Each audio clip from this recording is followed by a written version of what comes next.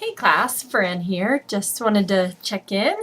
Crazily enough, at the end of today, we're halfway done the term, which is congratulations for all of you that are still with us, which is most, so that's good. I just wanted to give you some updates on some things in terms of work coming up in the next week here. Week 4 is probably the biggest week work-wise that you're going to have. So brace yourself a little bit, but after that it's going to be smooth sailing. So the reason why it's going to be a lot of work is, first of all, you have to read Heart of Darkness. Great story, but it is difficult reading. So I just want to let you know that you should take your time. I'd say probably took me 5 hours to read the whole thing. And yeah, just pace yourself, and it's really impressive reading. Before I forget, I want to let you know that Apocalypse Now, the movie Apocalypse Now, is a modern day adaptation of Heart of Darkness and has very similar themes. So for extra credit, if you want to write a one-page response to what similarities you found between, if you want to watch the movie Apocalypse Now, you can get it on Amazon.com like the instant. And you might even be able to find it on Netflix or something. But yeah, watch it. Write a page response, submit it to me. It doesn't have to go through turnitin.com. You can just email it to me. And it'll be 25 points extra credit if you do that. But yeah, so Heart of Darkness takes a while.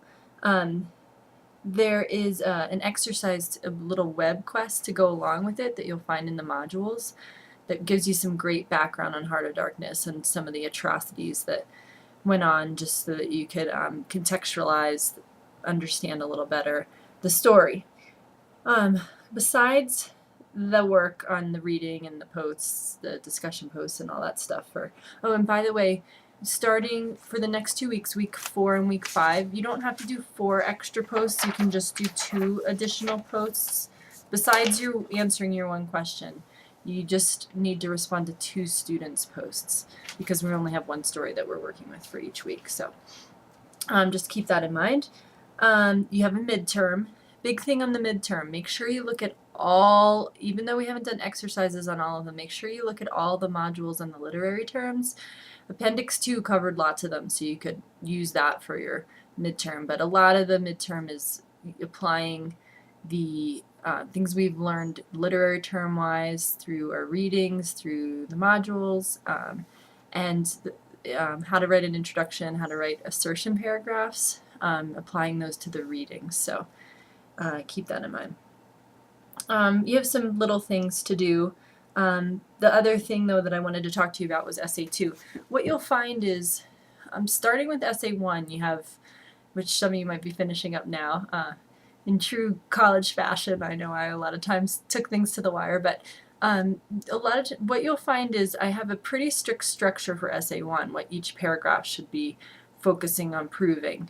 And then for Essay 2, it sort of loosens a little bit. You have more choice. So for Essay 2, you have to write an essay about theme of a story. Pick a different story than you did for Essay 1, but any other story on the syllabus goes. But your thesis statement's gonna be regarding theme, and then you're gonna be proving that theme by breaking your evidence down into literary terms. So you might say, Poe shows that blah blah blah blah blah blah, whatever your theme is, through his use of irony, symbolism, and character. And then each body paragraph would focus on, you make sure you have 2 good pieces of evidence for each that prove that theme. So I'd want to find 2 pieces of evidence, 2 pieces of texts that show symbolism that prove whatever theme I have. So remember, you're always tying it back into that thesis statement. But that blueprint, those body paragraphs, you have to think of a logical way to structure those. So I'm prescribing those for you to start.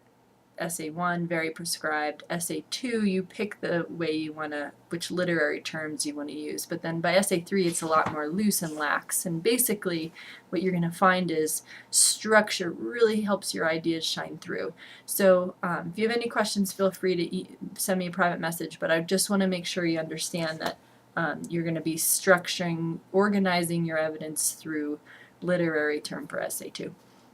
So yes, you have a lot of big stuff, midterm, Heart of Darkness, SA2.